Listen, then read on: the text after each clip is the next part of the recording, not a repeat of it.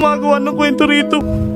Sa tingin mo ba, papaspasin ko yung Pasay papunta ron sa Dapat talaga guys, ipa-mental hospital itong babae na to. Di ko alam kung kakayanin ng inyong konsensya kung napanood itong palabas ni Raffy Tulfo. Base sa statement na ito, or base sa statement ng babae, isummarize ko na itong makambisyoso para hindi na mahirapan ang mga marites dyan.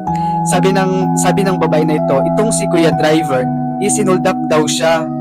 And itong si Kuya Driver, tuto ang pagtatanggi na hindi niya yun ginawa at nagsasabi siya ng totoo. At ipakita ko mga kambisyoso ang video mamaya. Sa sobrang habang pagsisiyasat makambisyoso, itong nagpaparatang na ito is kalmado pa siyang nagsasabi na hinuldap daw talaga siya.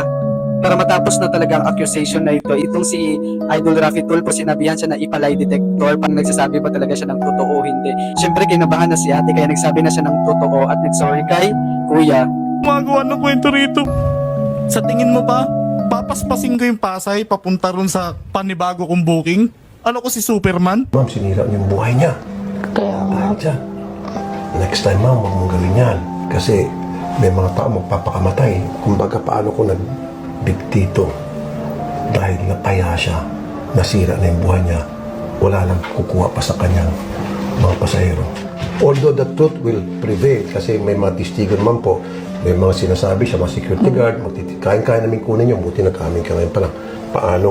Ang mangyayari, may mga tao ma-depress, magpapakamatay yun. bali yung na-feel po niya na ganun, kaya po siya nag-post. Na-feel ko po siya, kaya yun medyo na ano po ako na, Naawa ka? opo kasi nabalitaan ko po na pinapaalis na daw po ata sila nung sa tinitirahan po niya dahil nga daw po dito. Ay, sus. And sabi po ni, May pamilya po siya. ayun po, ang sabi po kasi niya, 3 anak. ang sabi, Isang 11, 5 years old, and 1 year old po. At balita ko, balak pa rin na ata siya suspindihin muna habang... Bali, kaya po siya, Oh. kaya po siya kaya siya emotional nurse sir kasi ilang araw na po siyang walang trabaho dahil suspended nga daw po sa Move It.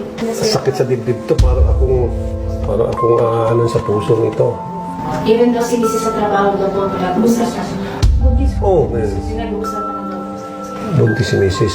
Well, hindi ko na siya kailangan pang usapin mag-isa kasi umamin naman kayo, ma'am. Siguro, ang magagawa ko, pagharapin ko na lang kayo.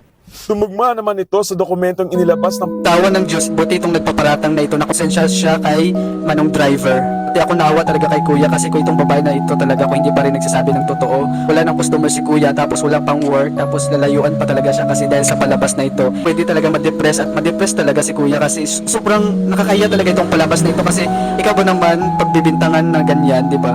Lahat naman tayo makambisyoso, may kanya-kanyang problemang dinadala. Kaya kung hindi mo yan kaya, humingi ka ng tulong sa kung sino yung pwede mong hingian. Tapos dapat lumaban tayo ng patas para wala tayong inaagrabyado. Hanggang dito lang makambisyoso. Don't forget to follow and subscribe.